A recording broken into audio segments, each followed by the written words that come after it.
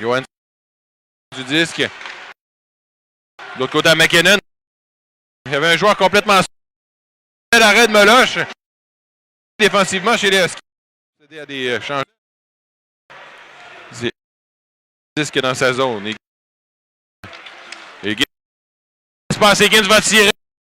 Rousseau, Higgins qui a du territoire et ça lui a mis seul dans l'enclave. Il était dit Moncton, malheureusement. Chance de retour, Zenon. Cercle, finalement, c'est Zenon là, qui en prend possession. Ligne bleue, retourne à Zenon. Zenon à Higgins. Et le but!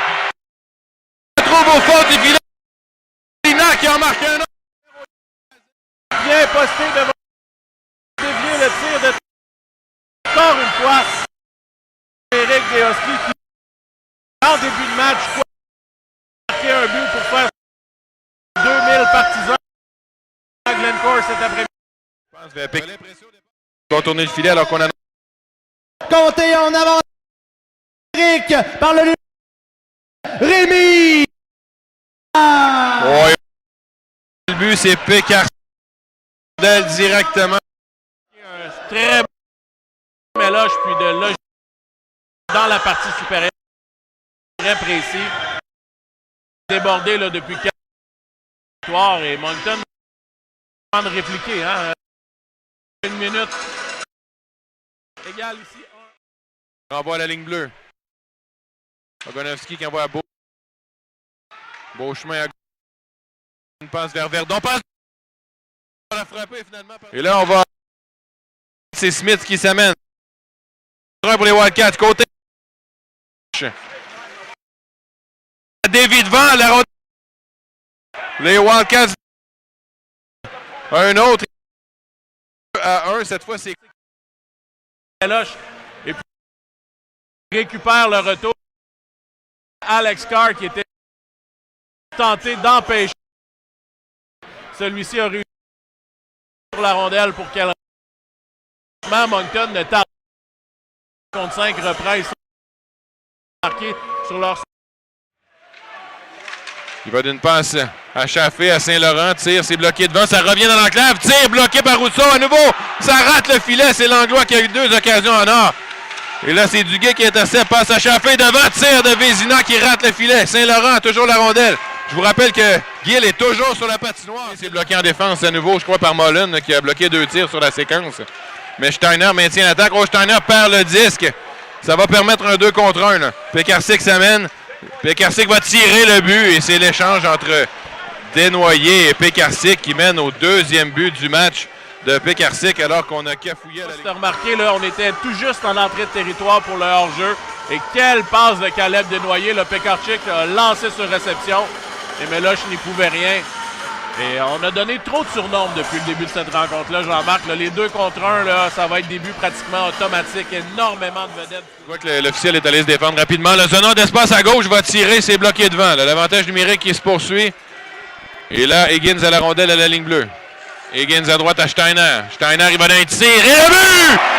Lars Steiner qui marque en avantage numérique d'un excellent tir dans le haut du filet. C'est l'égalité 2-2. Un 15e but cette saison. C'est parfait. Il y avait un peu de trafic devant Rousseau, mais vraiment, c'est son arme de prédilection. Et là, Jean-Marc, c'est quand la dernière fois qu'un Européen de 17 ans s'enligne pour une saison de 20-25 buts? Ça faisait longtemps qu'on n'avait pas vu ça. On parlait de Sven Andrighetto. C'est ce que j'allais dire, peut-être. Et là, Steiner, j'ai l'impression, pourrait avoir peut-être même une meilleure saison. Voyez, à Morin. Le cercle gauche, il s'avance. Quel arrêt là-dessus de Meloche. Meloche, retour de Gill. Retour. Desnoyers tire.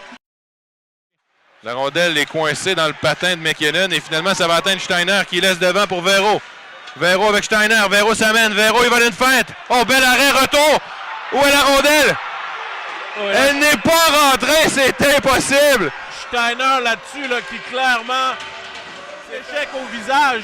J'ai rarement vu un geste aussi vicieux que celui-là. Là. On va voir la reprise ici. La rondelle qui s'en va dans le filet. Regarde ça, boum! Et là, je pense que la rondelle, la raison pour laquelle on va donner un tir de pénalité, c'est pas le but, Jean-Sébastien. Donc, Gélina, on aurait aimé l'avoir, mais il n'était pas sur la patinoire. Alors, Zenon s'amène à gauche. Zenon, il va de quelques feintes. C'est le but! Puis Zenon surprend Mathis Rousseau entre les jambières. C'est 3-2 Husky. Et le petit trou, là. Et c'était dans le 5-0, Jean-Marc, très dans ses jambières. Et les Huskies qui reprennent au devant. 3-2. Quel but Belzonon. Alors, on voulait envoyer Rémi Gélina. Lui n'était pas sur la patinoire. C'est Belzonon qui y va. Et lui, il ne rate pas cette occasion. Et je ne sais pas si...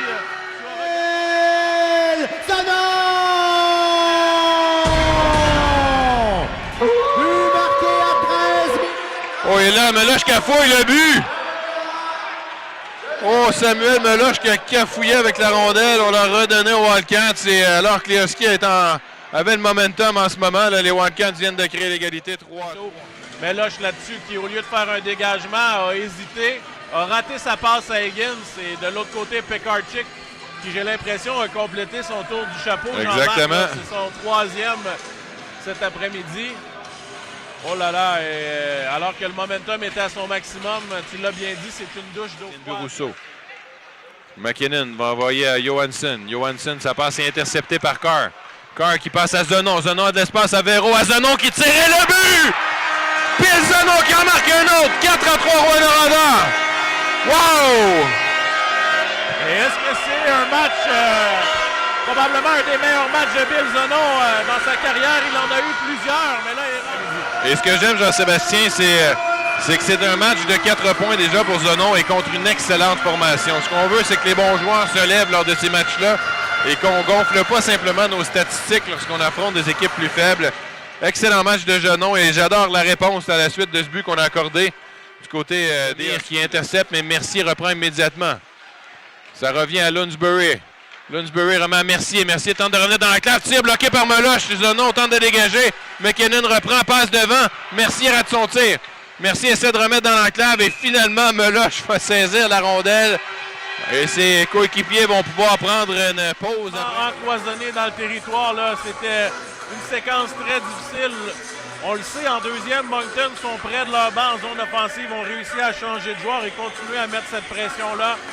Et heureusement pour les Huskies, encore une fois, c'est Bill Zenon qui est venu voler le retour et puis empêcher Vidicek. Les Huskies qui aimeraient bien en ajouter un autre alors qu'ils mènent 4-3 avec 7:40 à jouer à ce match.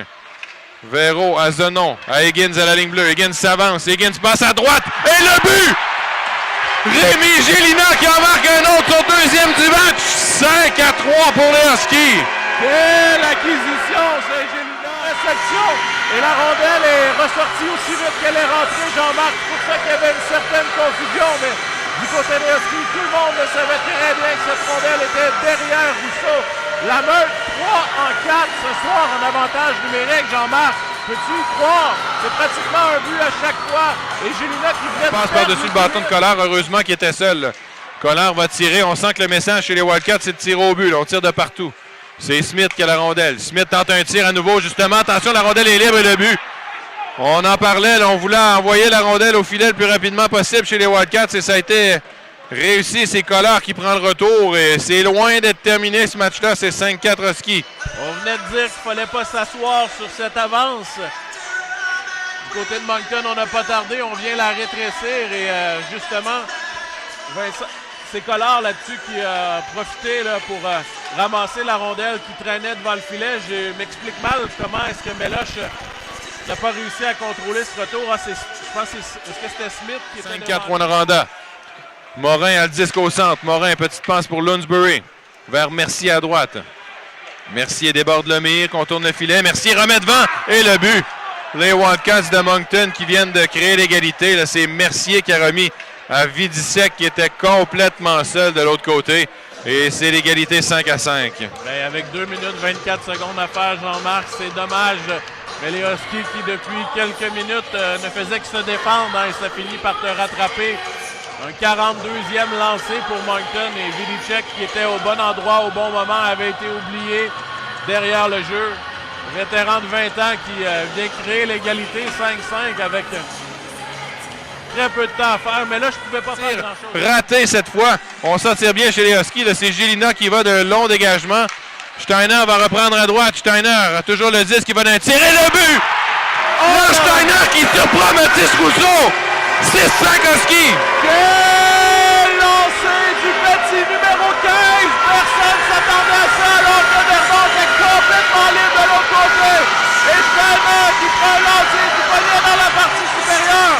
Mathis Rousseau s'en attendait pas du tout. Et les Huskies qui marquent un 6e but avec 1 minute 23 secondes à faire. Quel but! Wow, quel match, mesdames, messieurs, auquel on assiste ce soir à l'Arena Glencore de Rouyn-Noranda. Excellent match entre deux très bonnes équipes dans la LHJMQ.